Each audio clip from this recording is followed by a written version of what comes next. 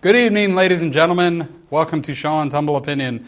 I'm your host, Kid, and to my left is Play. Together we are Kid and Play. Okay, obviously we're not. We're not Kid and Play. And you know how you can tell we're not Kid and Play? Because we are actually on television right now. Oh. Ooh, zoom. Sick burn. Yeah. Anyway, I'm Sean Farley. To my left, as always, my good friend Travis Becker. Welcome. We are here to bring you another live installment of Sean's Humble Opinion. We'll be talking about anything and everything in entertainment. Let's see. First off, you can see down here at the bottom, you can follow me on the on our website, www.seanshumbleopinion.com. You can give us a call tonight. We're going to be talking about war movies a little bit later on. You may have recognized some of our decorative placement of objects on our desk. Don't worry, everything is safe. Even says right here. It says Yeah, safe. It says safe on this side, so you'll have to take our word on it. Yeah. But give us a call here at 804-915-5202. Follow me on Twitter, Sean's_opinion.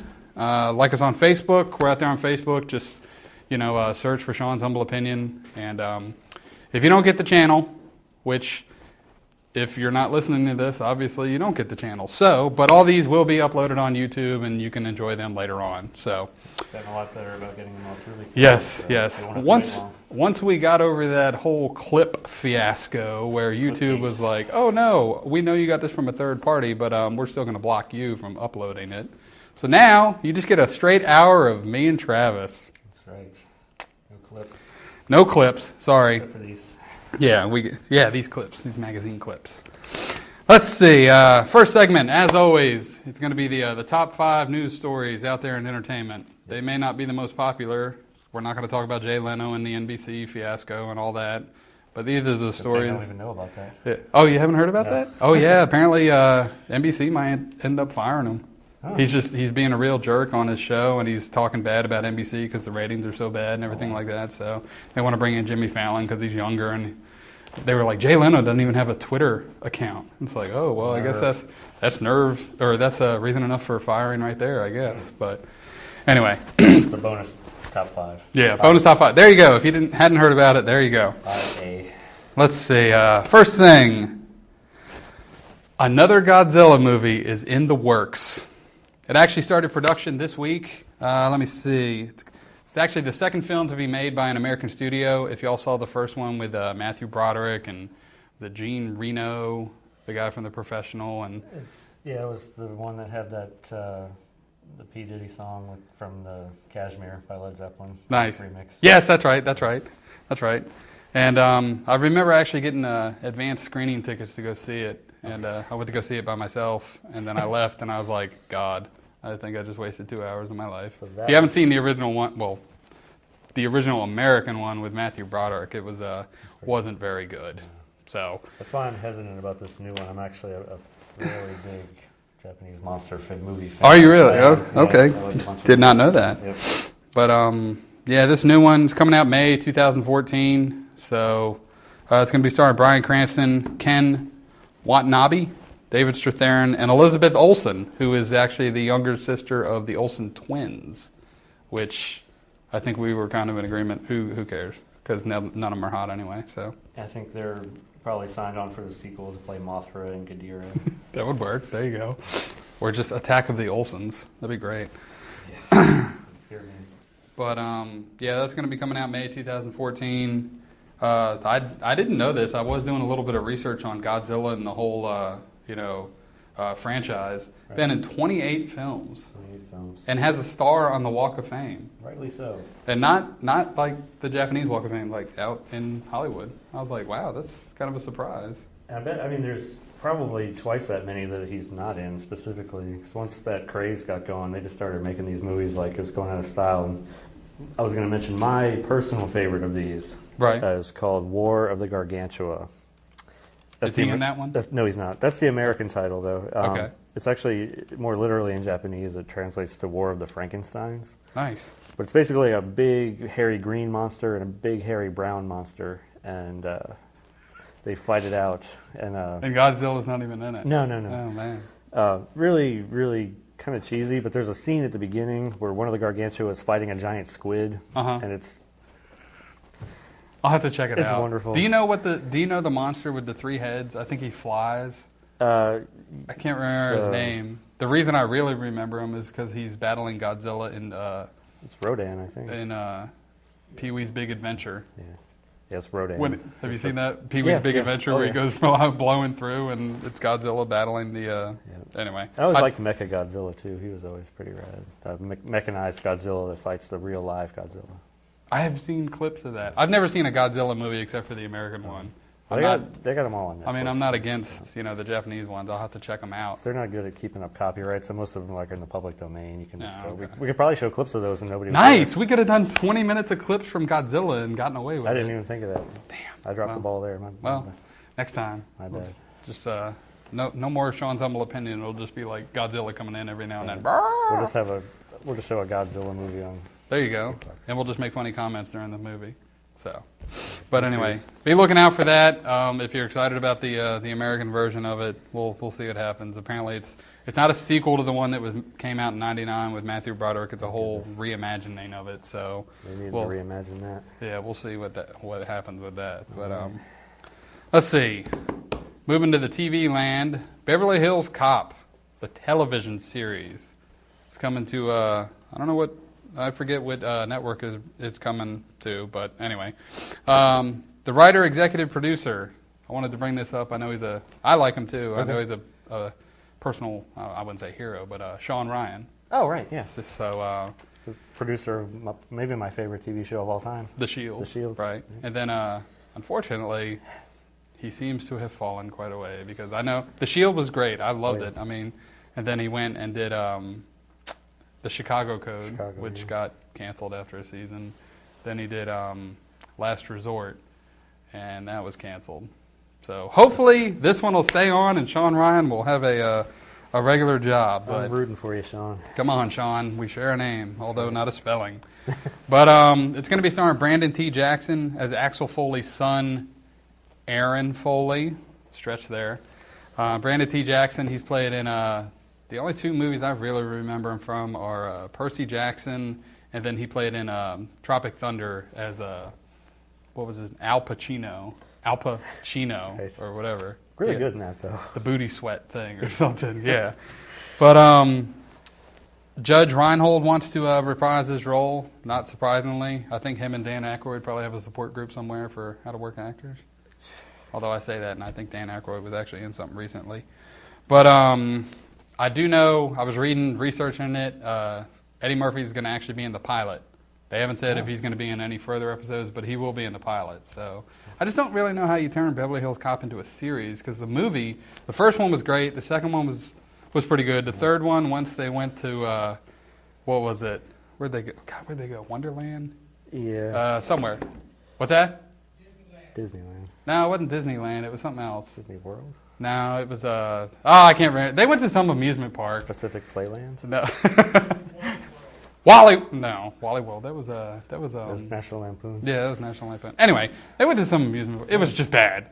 So, but the first one, it's like a syndrome with those movies. They're like the sort of snarky comedic action film. As they make them more and more family friendly as the sequels go on, like Lethal Weapon suffered from the same thing. They get worse and worse. Yeah, once they got to the fourth one, once Mel Gibson was like, "I'm too old for this," I was like, "No, I like you as the psychotic suicide fella." They lose the edge because they're trying to rope in more viewers. Right, but I mean, the whole thing with the first movie and even the second one was, he's kind of a fish out of water story. I mean, he goes from the hard streets of Detroit to Beverly Hills. And I mean, I still remember some of the scenes where he's like in the back of the police car and he's looking around and he's like, your car is so clean. It's just, so I don't know how they're going to turn that into an ongoing series unless he transfers to Beverly Hills or something like that. I don't know. We'll see how it goes. That's the premise of the show. What's that? Isn't that the premise of the show? He transfers to Beverly Hills? I don't know. I mean, maybe. I mean, I guess. I don't know. I haven't heard what the entire show is going to be about, but they said they started filming in Detroit, and then I would imagine they have to take him to Beverly Hills at some point. Well, yeah, I see what you mean. I guess he would have started in Beverly Hills and gone, I don't know. So maybe it'll be like a Beverly Hillbillies. It's perfect. Maybe he'll be out in the back one day and shoot it and oil will pop up. I don't know. But I wanted to also mention this, one of our favorite movies of the 80s, Cobra. Oh, yeah.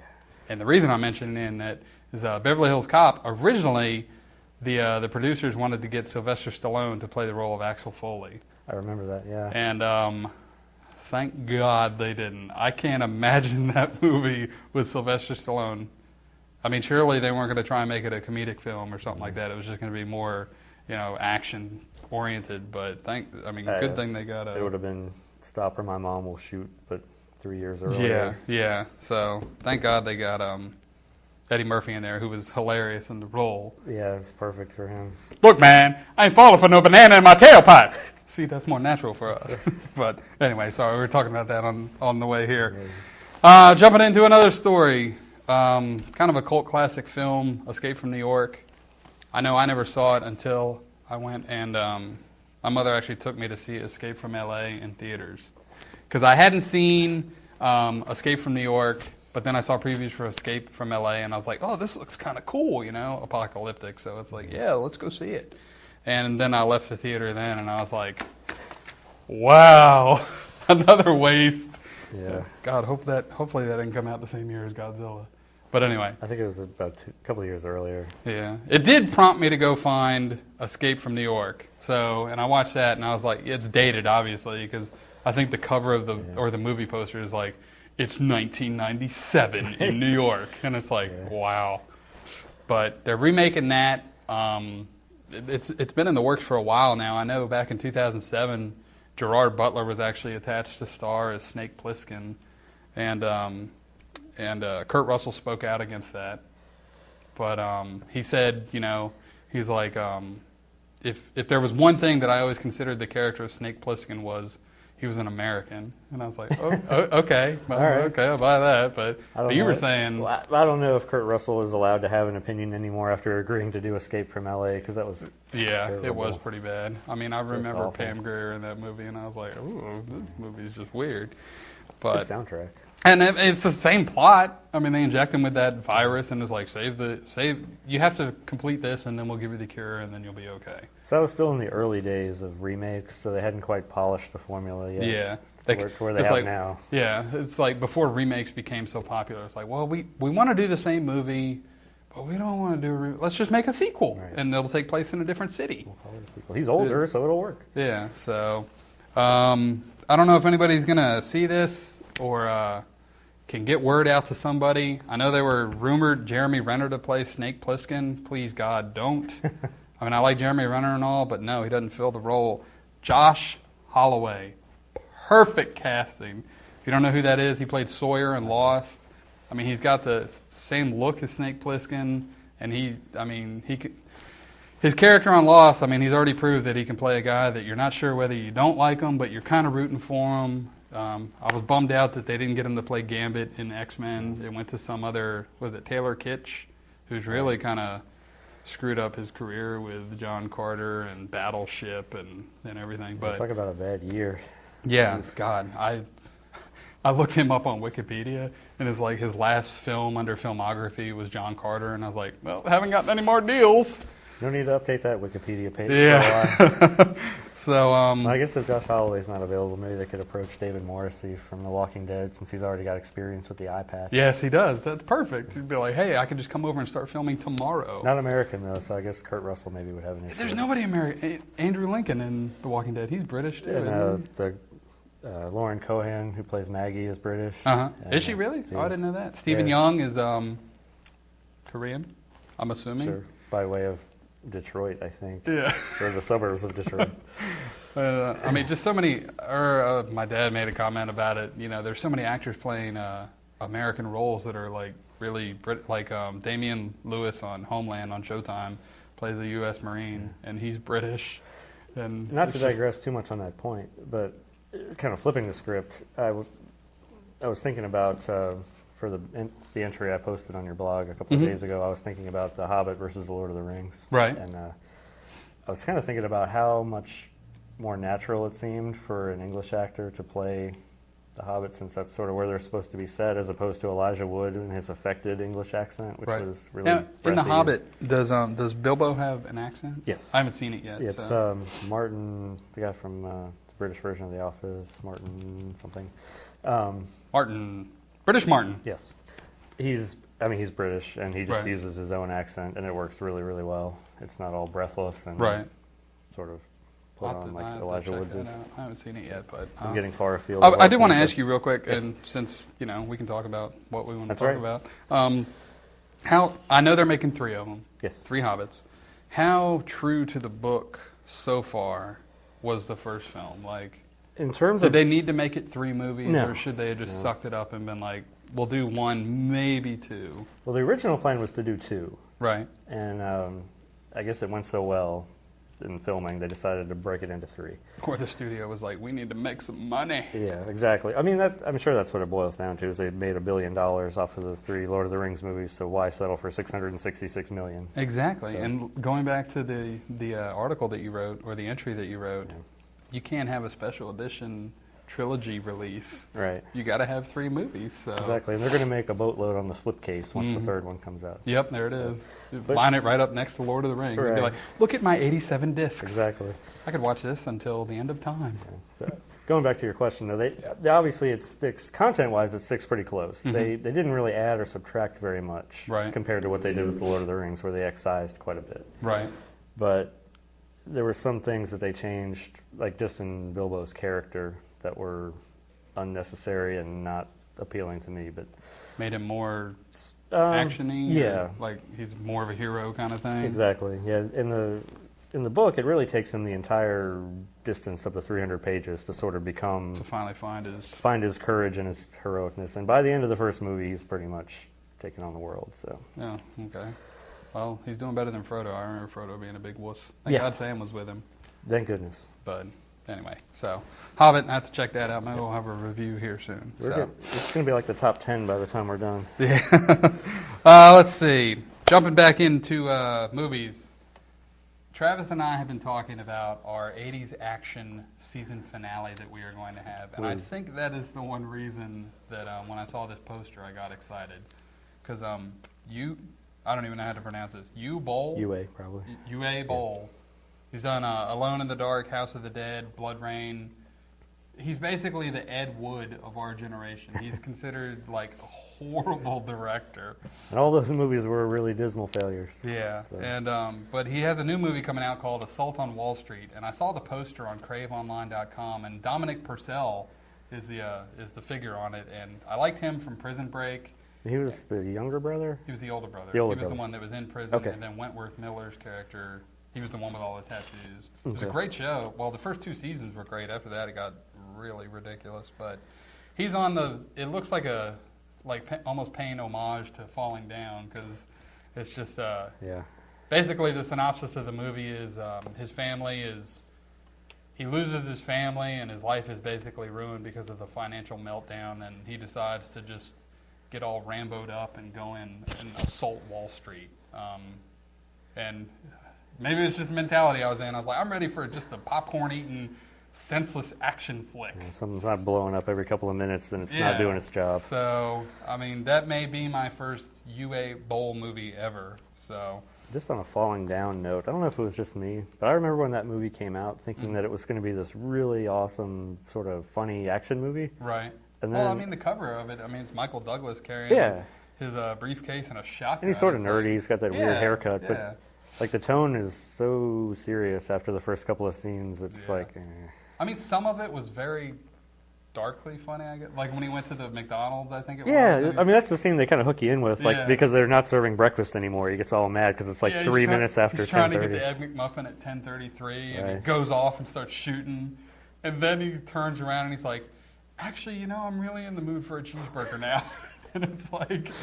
And then he's cutting across the golf course and shoots the guy that's playing golf. Like, you can't be here. You're not a member. And he's like, oh, now you're going to die in that funny little hat. But anyway. Anyway, Assault on Wall Street. It's coming out this year, I think.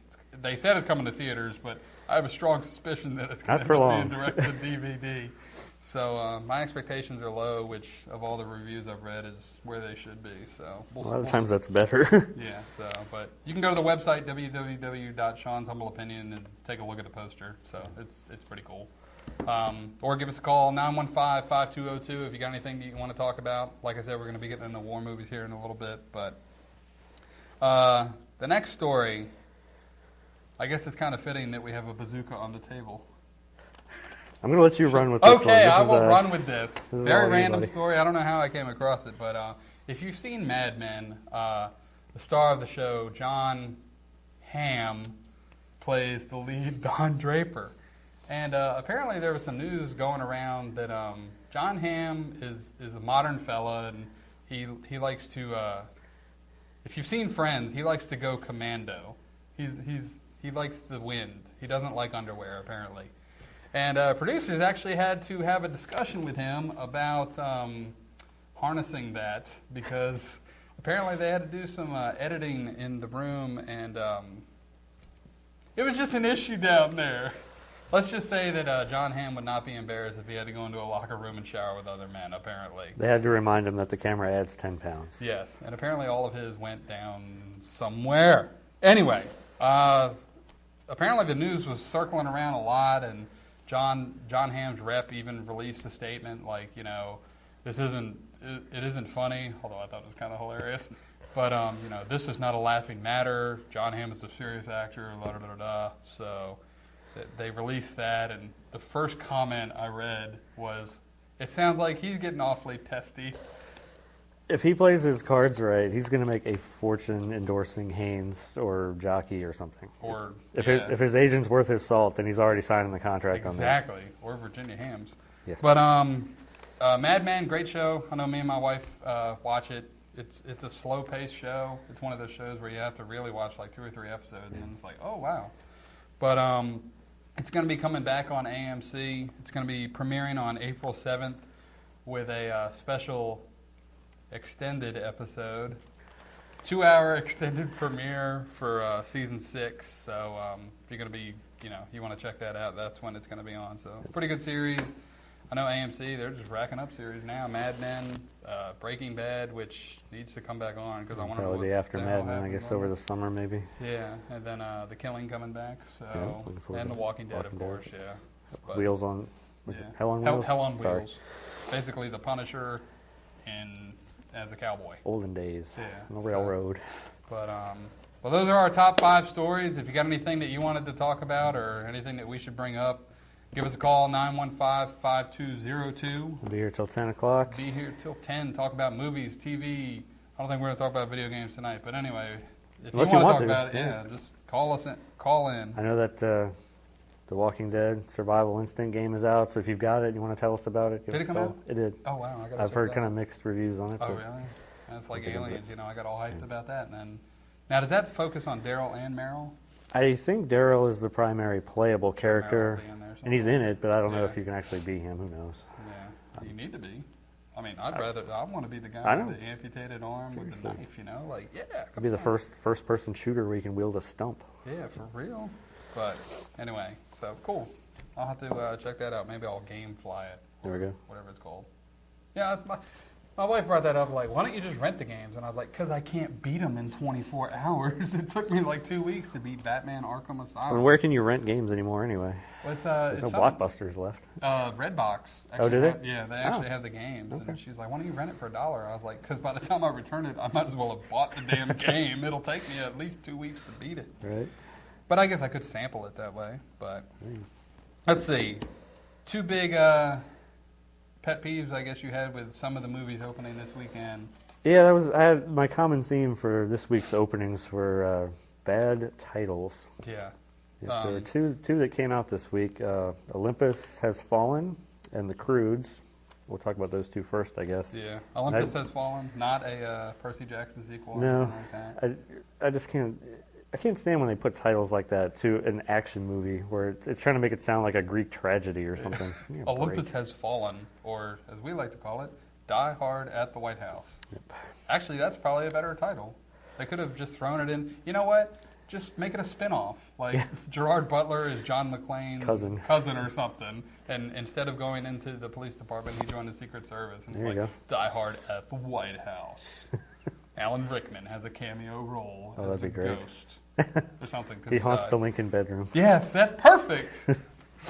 Another British actor. Yeah. But yeah, Olympus Has Fallen. If you've seen previews for it or the synopsis, Korean terrorists take over the White House, and Gerard Butler plays a I guess he's still a Secret Service agent, but he's no longer on presidential detail because from the previews I saw, he doesn't let the president's wife die, but he can't save her in time, so the president, I guess, holds a Seems like he had to make some kind of decision where it was like either I save 15 people or I save this one person or something like that. It was something like, yeah. I mean, when I was watching the preview, I immediately thought of, I don't know why, the flashback Will Smith has in iRobot where the robot saves him and not the little girl. I was like, okay, well, it's very similar. But anyway, it's Gerard Butler finally getting back in action movies where he belongs. Thank God he's done doing the Hallmark movie of the week or Playing for Keith, all that crap. I mean, he was awesome in 300. I mean, I know he was digitally like sculpted, but he was still. I mean, he would have beat the hell out of Russell Crowe in Gladiator, I think. But anyway, I'm glad to see he's back in the action genre. Also starring Morgan Freeman, Aaron Eckhart, and Angela Bassett. So I don't know. I'll wait for DVD.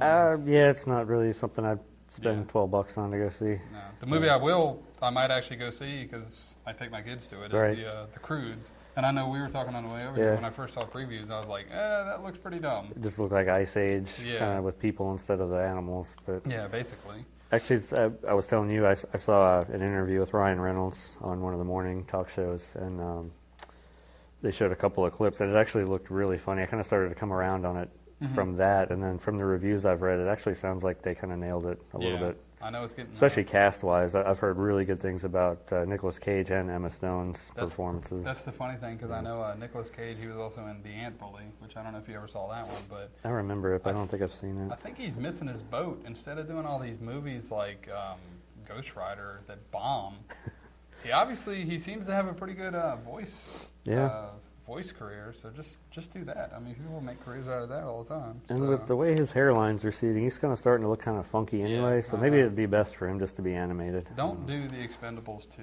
Do The Croods 2, okay? Stick with that. But, like Travis mentioned, Nicolas Cage, Ryan Reynolds, Emma Stone is going to be in it. She's everywhere nowadays. Oh, yeah. God, she's... Anyway, Gwen Stacy in Amazing Spider-Man and all that. But last one, starring... one of the funniest guys I think ever, Paul Rudd. He's just hilarious. And Tina Fey. The hot Tina Fey. Sorry, I think she's very attractive. I agree. Like every once in a while, they'll have like a really hot girl in Jeopardy. And she kind of reminds me of like in that vein. Like you can tell she's probably smarter than you, but yeah, definitely, and funnier. Yeah, but just smarter very, very attractive, I think. But anyway. Admission, I guess she plays an admissions officer at a college, and then he is a high school teacher, I believe. Yeah. And they meet, and then it's like the whole conflict of interest thing and whether or not they should, see each other. Well, I think there's a big plot line where she is in a relationship with another guy who's an academic, and at some point she had given up a child for adoption, and there's a kid that's trying to get into the school that she's the admissions officer for, and it turns out that maybe he's her kid. Oh, wow. Like, yeah. So. Man, I've missed some of the previews. I don't think they built that up too much. But okay. I didn't research it that much. I have read the reviews are not that good. So yeah, it sounds like... kind of surprising considering the two of them. I mean, they're both hilarious, I think. But and I don't remember the director right off the top of my head, but they said that it's kind of not his type of movie. Yeah. Like it can't decide whether it wants to be serious or funny. Or Francis Ford Coppola going comedy. Yeah, it's kind of fighting between a serious movie and a comedy, and it kind of ends up being neither. It's just kind of a... One day he shows up like, let's be funny today, and then the next day it's like, I watched a serious movie last night. We need to have some serious scenes today. Right. So, well, anyway, those are the movies. There's this other movie, Spring Breakers, that has already come out that's actually getting really good reviews. Last time I checked it was up in the 70% range on Rotten Tomatoes. So I know that's James Franco and some other bikini-clad women. I don't know. I'm in. Yeah. Anyway, carrying on. All right, now we're getting into the meaty portion of tonight's programming. The entree, obviously, we pointed this out. The little decorations. This is all stuff I had from when I was in the military. And speaking of the military, I know you wanted to give a shout out to. Yeah, I don't know if I'm sure he's not watching tonight, but he will on YouTube. If he does watch it on the YouTube channel, I just want to throw it out to my buddy Clay White, who is I guess you're still a veteran if you're still in, right? Oh yeah. Okay, but he's in the Army now. He's a major. He's done a couple of tours in Iraq and one in Afghanistan, and definitely an American hero. There you go. So he's looking at you, Clay. Man, we incorporated a Pauly Shore movie in the Army now. What is it? Casablanca. Here's looking at you. Right. And then, what did you say? G.I. Joe. Yes. American Soldier. That's nice. right. 3 different random references. That's right. But We'll that's put not them to all make in light of it. That's awesome. Yep. But, and I did want to bring it up. The reason we kind of focused on war movies. Originally, we were going to do music and movies. So those of you that did respond on the Facebook page, we're going to be doing that next week. So don't worry, your recommendations have been heard. There were so many of them that I was like, God, I forgot all about that. Right. But we kind of transitioned into the war movie thing just because March 20th, this past week, marked the 10-year anniversary of Marine forces going into Iraq. And I was actually over there during the time. I did my stint in the Marine Corps, so I was like, my dad did an interview on Sirius XM and all that stuff. That'll be on the website soon too. So, but I was just like, what the hell? Why don't we just do war movies? I mean, it's a big enough genre. So. Oh yeah. We had no problem coming up with ones to talk about. That's for sure. So, and they may not all be, like the dramatic war film that's paying homage to our veterans, like Rambo. There's a wide array of different types of war movies. There's definitely ones that sort of build it up. There's right. I mean, there's the ones that you argue about, like War of the Worlds. Can that be considered a war genre? Sure. Terminator, War Against the Machines. Can that be considered Starship Troopers? Starship Troopers You brought up, which we're going to be getting into. But anyway, the first one we want to talk about, just because relates to the Marine Corps, starring Jake Gyllenhaal, Jarhead, came out a while back. Really good movie. Have you seen it? I have not. In the very beginning, it definitely it references Full Metal Jacket a lot because the opening scene is him at boot camp. Although it doesn't take place as long as Full Metal Jacket does at boot camp. It's like 10 minutes maybe. Okay. Maybe.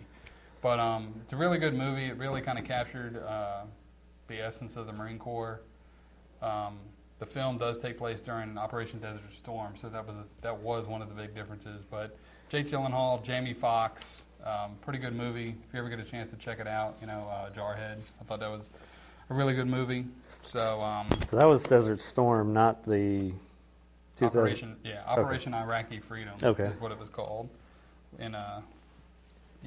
So. Is it Hurt Locker? That's that one. Yeah, that's the most recent one. That's Jeremy Renner also, and then Zero Dark 30.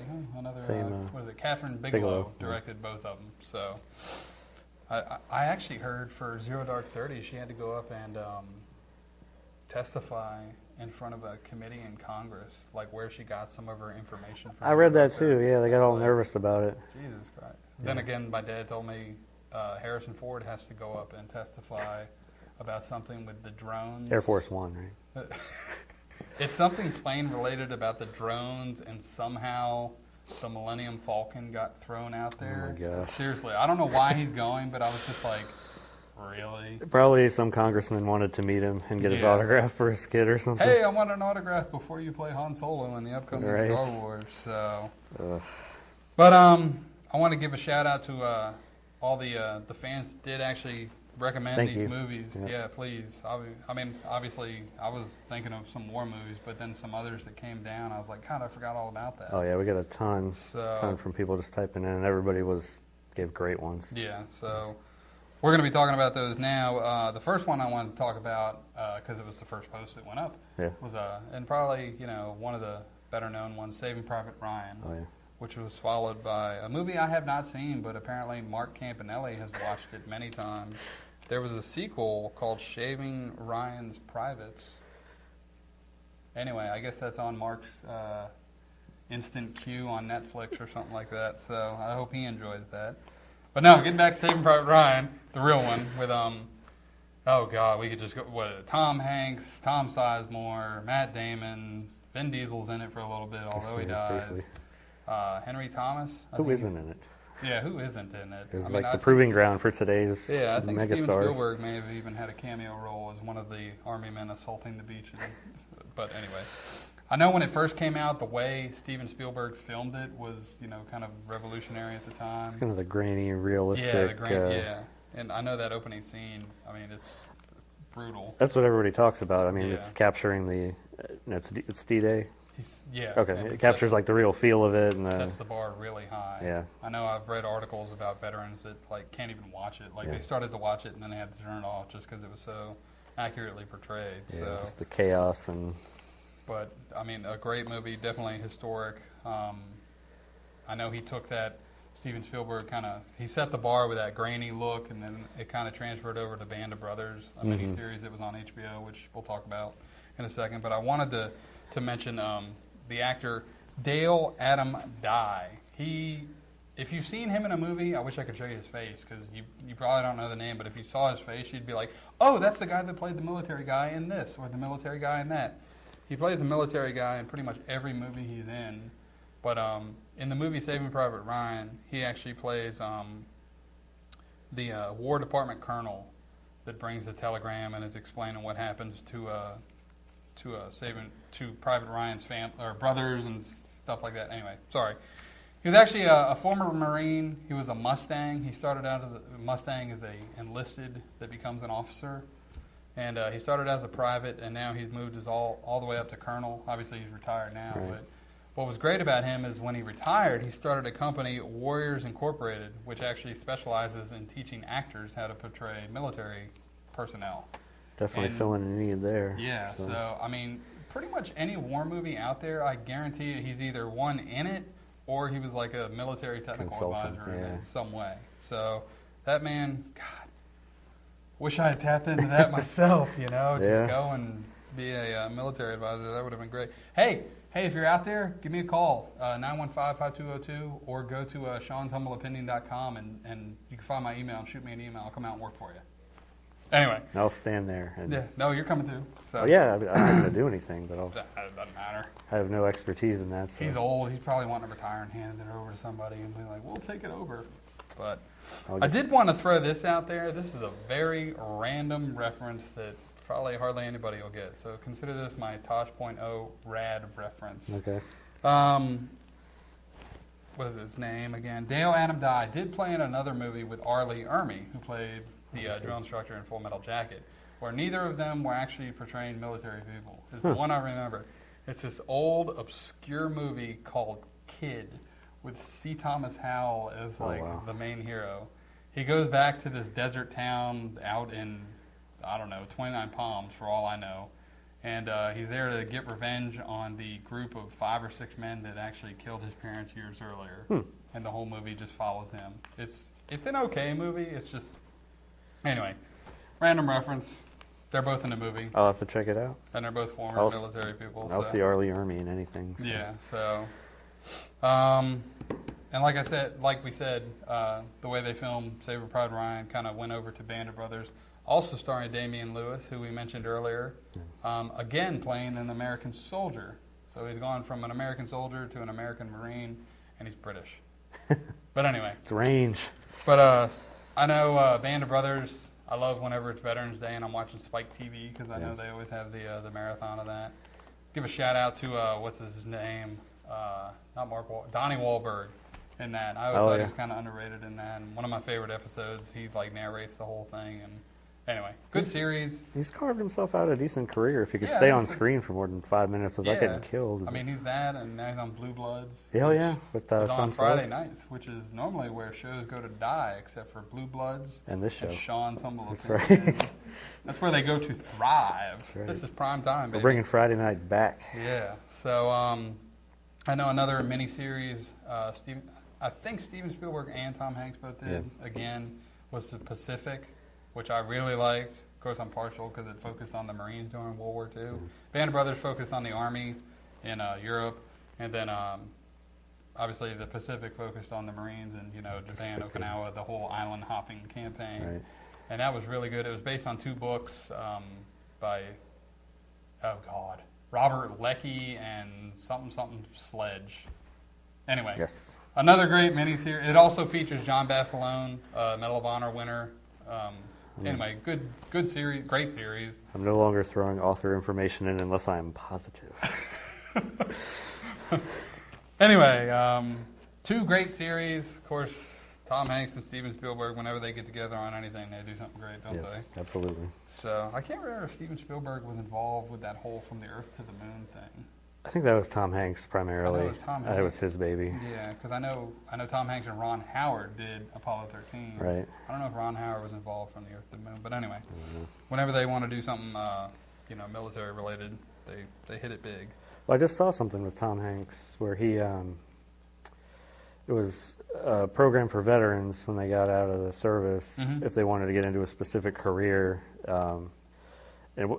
He was involved in this part of it. I don't know if it's his company or not, but it was I think he said he was a staff sergeant. But he got out and he wanted to get into television and film, and he got to go and meet with Tom Hanks for a couple hours, and he gave him pointers, and they kind of gave him some ways to get into the business. And it would be nice if I'd remembered any of the specifics of this. But No, I'm going to have to go look that up Yes. now and be like, hey, Tom, I want to do I don't want to be in movies. I want to be the guy behind the camera, kind of Yeah. helping, write, do something. And I might have saw that during a Caps game last night, so it probably is DC based if that helps you get there. But Nice.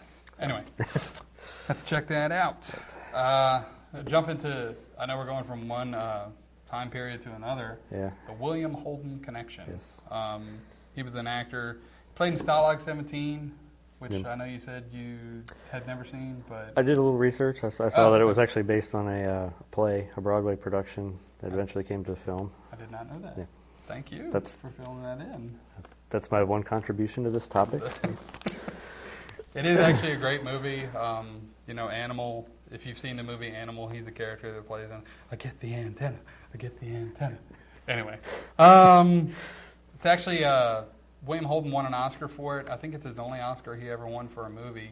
And he actually didn't even want to do it. He didn't want to Oh, be really? in Stalag 17, but he was under contract with the studio, so it was either break his contract or do the movie. Hmm. So whenever I read that, I'm always reminded of John Travolta's. Have you ever seen Get Shorty, where he's talking to Rene Russo in the Yeah. movie theater, and he's like, "Sometimes you do your best work when you have a gun to your head." Yeah. It's like, anyway, Yeah. Stalag 17, great one. Bridge over the River Kwai, another one with William Holden and Oscar winner Alec Guinness. Alec Guinness. That's a great one. I was doing some research, and according to the AF American Film Institute, Yeah. the top 3 POW POW movies. Unfortunately, Hearts War didn't make the list. I don't know how. I'm kidding. That was really Bruce bad. Willis and classic. Colin Farrell. Yeah, but Stalag 17, Bridge over the River Kwai, and The Great Escape, the 3 best POW movies ever made. Well, there must be some kind of mistake, Sean, because I didn't hear you mention Missing in Action.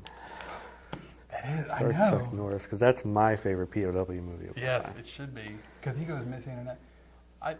I remember the second one, Well, I think like missing in action to the beginning, or it's something weird. I've you know what never it- seen the first one. there's some kind of thing too where Delta Force was involved somehow. Like maybe Missing in Action was like the sequel to Delta Force. Oh, really? No, but I was it's gonna something say. like that. Oh, I don't know, because that takes place during Vietnam, but the Delta Force was modern. Yeah, Anyway, I don't know. It was something where it was like maybe it's Missing in Action too. Chuck Norris, if you're watching this, we apologize. We're screwing up your movies. Please don't come and do one of your things. We're gonna have all this sorted out. I know you're by, going to call in a minute at 915-5202 That's right. and punch me through the phone. I've heard you can do that. by the season finale, the '80s action season finale. We're gonna have all this sorted out. Yes. I promise. But I thought it was kind of interesting. William Holden played in 2 of the top 3. I finally did watch The Great Escape. I don't know if you've ever seen it. Yeah. But, I finally yeah, I've seen The Great Escape. Yeah, I was always skeptical because I was like, the movie's like 4 hours long Yeah. or something ridiculous. And I was like, okay, just show me the Steve McQueen on the motorcycle jump scene. Right. But it was a pretty good movie. You can't go wrong with Steve McQueen. So. Yeah, it wasn't what I thought it was going to be, like going into it. I thought it was going to be, an escape attempt after an escape attempt after an escape attempt. But it was a really good movie. Also starring another bad arse mofo, Charles Bronson. Bronson. I remember seeing him in that, and then, the Magnificent Seven? Yeah. He's in that. Mhm. He's in The Dirty Dozen, which we're going to talk about. He is. Yep. And that dude, he does not look like somebody you want to run into in a dark alley or anything. I mean, Yeah, I he's know he a- plays a good guy in all his Right. movies. He's a but- guy who can say like 3 words, and in those 3 words, he's conveyed his intent to kill you. So it's And kind of you know inspired. Yeah, it inspired us to start a new website, right? That's We're right. gonna have the Charles Bronson versus Chuck Norris website. Yes. Do you think Chuck Norris is tough? Although I guess Charles Bronson is he dead? He's dead. Okay. I was actually really disappointed to read that today. And actually, he died from complications from Alzheimer's, which was really sad to hear. Apparently, he suffered from that pretty significantly in his later years. I So. did not know that. So Lived to another be- one of those things, yeah. you know, with those actors that are like, man, I haven't seen him in anything in a while, and you look it up, Yeah. and it's like, well, he died 5 years ago. And he had been acting since either the 50s or maybe early 60s, so he had a fairly long career. Yeah, you I mean, know. I know his big claim to fame was Death Wish, and that came out in the 70s. Yeah, The I mean, sequel well, came he was out in the some big movies before that, but that's what most people, I guess, know him Right. for now, just the Kind of vigilante. identify with him. Yeah, But that gets us into another kind of I guess a classic war movie, Patton. Patton. It's one of those movies I've never sat down and actually watched the whole thing straight through, Yeah. but I've seen it all. Oh, yeah. You know what I mean? Yeah. Like you sit down and it's like, okay, there's the big American flag. Oh, there's George C. Scott playing Yeah. George Patton. So I'll watch this and I'll watch it for like an hour, and then I have to go do something. And then, you know, a few months later, it'll be on again at another point in the movie, and I'm like, okay, I'll watch this now. Right. But Patton, George C. Scott portrays, where is it? George C. Scott playing George S. Patton. He was just made for this role. wasn't he? Exactly. Yes. Everything But, aligned. Actually, George C. Scott, just to mention, a Virginia native, actually born Is in Wise, Virginia. Nice. Yep. George, if you're out there, no, wait, he's dead too. I imagine. I'd want to verify that before I I went want to with it. verify that too.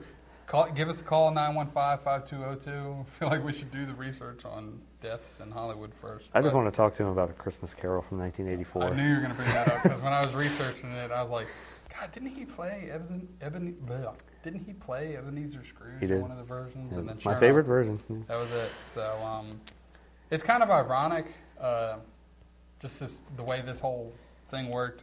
George C. Scott playing, you know, Patton, and I've verified this in the movie. He's obsessed with like medals and glory, and you know, it's been victory. I want parades and I want recognition, and he has medals from not just, you know, the American Armed Forces, but you know, other countries gave him medals for accommodation. It's like that's all he wanted, the glory.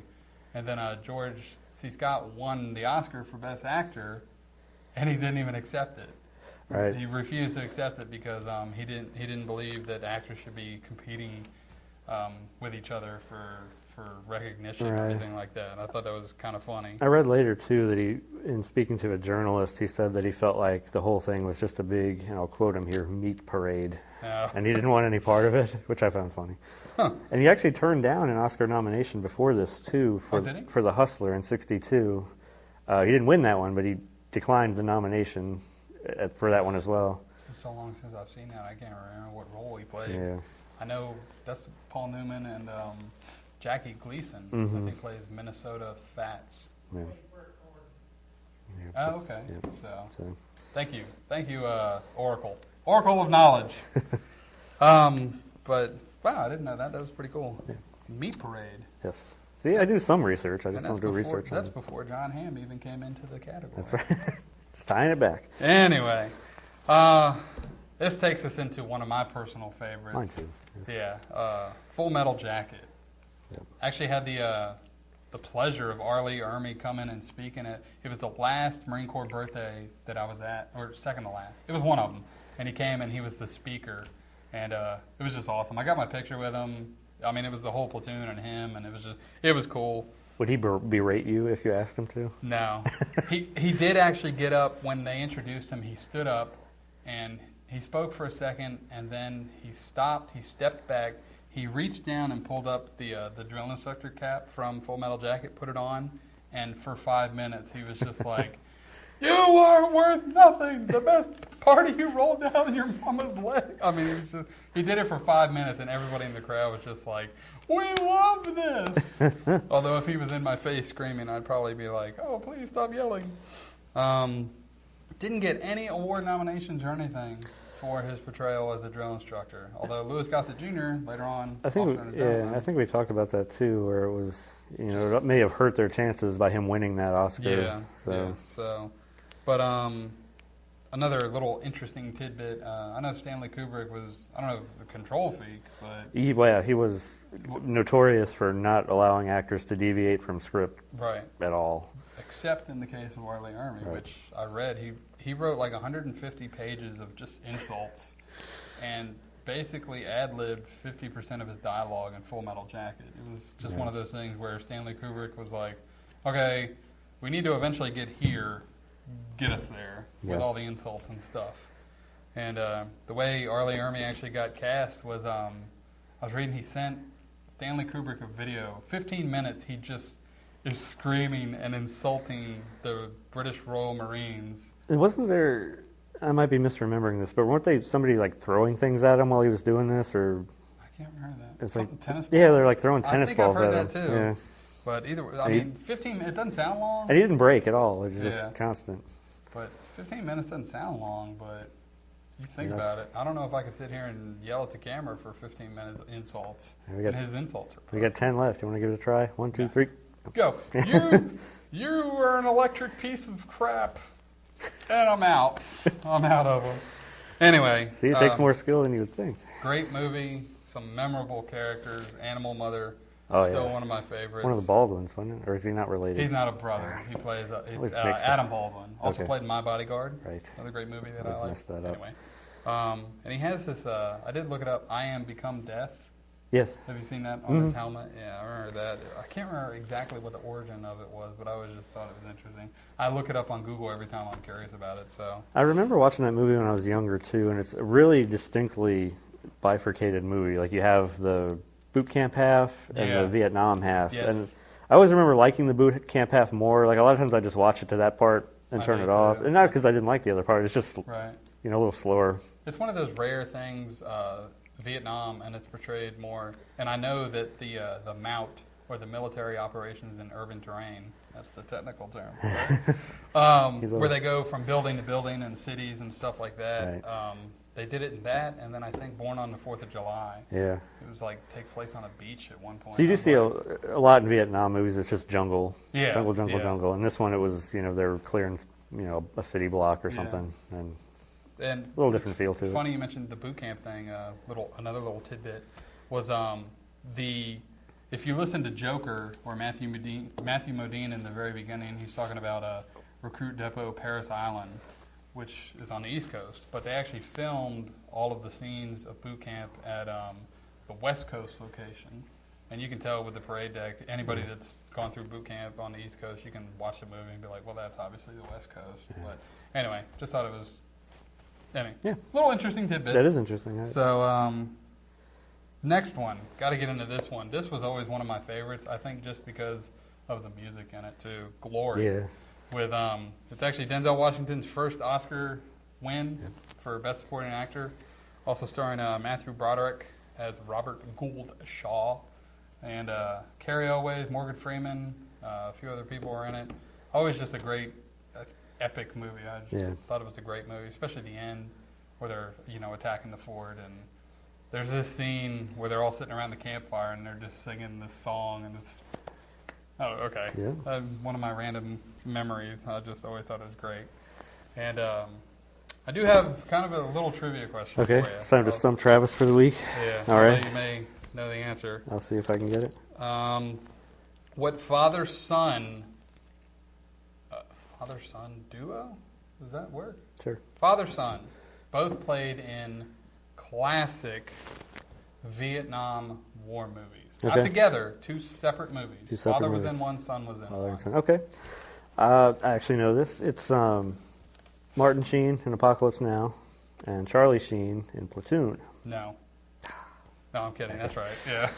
But there's a little segue how we got into the next one. So, Apocalypse Now was actually on the other night. I've never been a huge fan of it, and it's just a little trippy for me. Yeah, I mean, But I remember part of watching it, it in English class because we had read the Joseph Conrad short story, Heart of Okay. Darkness, which it's not Vietnam based, obviously. It was written before that, but Right. Apocalypse Now was adapted from that story to the Vietnam era. And, Right. I have to admit, I slept through most of the movie in English class, so... I do know, I think it was Lawrence Fishburne's first movie, and he was like something ridiculous, like 13 years old. Oh, wow. Maybe that's a little late. 16 years old. He was really young. Like, I think he even lied about his age just so that he could be in the movie. Yeah, just so he could be in the movie. That's crazy. But, yeah, Martin Sheen plays in Apocalypse Now, and then Charlie Sheen, Platoon, another one of my favorites. Tom It's Berenger. classic, yeah. I mean, epitomizes badass in that one. For real. I know Charles Bronson we were talking about him earlier, but yeah, Tom Berenger, he seemed to have a real, this is to quote Arlie Ermy. Yeah. To quote Arlie Ermy, Tom Berenger has a hard-on for playing military personnel because he plays a Marine, he's Army in a Platoon, but then he's only in it for a few minutes. He plays a Marine in Born on the 4th of July. Yeah.